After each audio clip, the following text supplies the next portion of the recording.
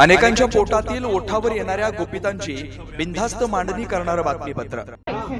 सलमान खान काय भारतीय नाही का? सलमान खान नाहीये का?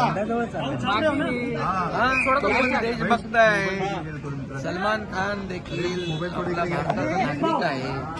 त्यामुळे आरएसएसच्या कार्यक्रमाला गेला म्हणून काय म्हणजे असं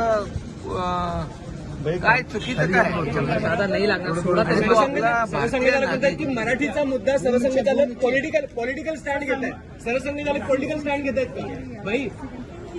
बघा आरएसएस ही संस्था जी आहे 100 वर्ष झाली आहे। आरएसएस ही संस्था एक देशभक्त राष्ट्रभक्त म्हणून त्यांचं आरएसएसला आपण गेले अनेक वर्ष पाहतोय आणि कट्टर देशभक्ती आणि राष्ट्रभक्ती आरएसएसच्या माध्यमातून देशाने पाहिलेली आहे, जगाने पाहिलेली आहे।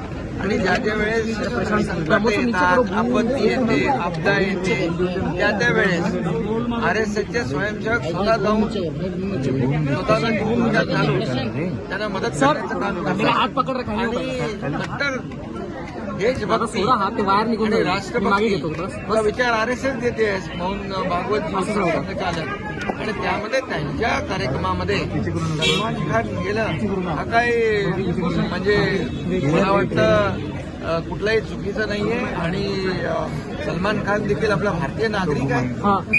सर हिंदी में जानना चाहेंगे जो ये पॉलिटिक्स चल रहा है। हाँ वेट कार्यक्रम में अरे रुको यार आरएसएस के कार्यक्रम में सलमान खान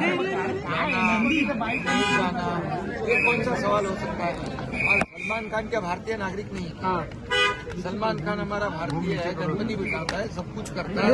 ऑडियो जा हमारी जो संस्कृति है उसको मानता है, वो उसका पूरा परिवार मानता है और इसलिए आरएसएस एक देशभक्त और राष्ट्र भक्ति दर्शाने वाले आरएसएस है जिसको 100 साल हुए हैं।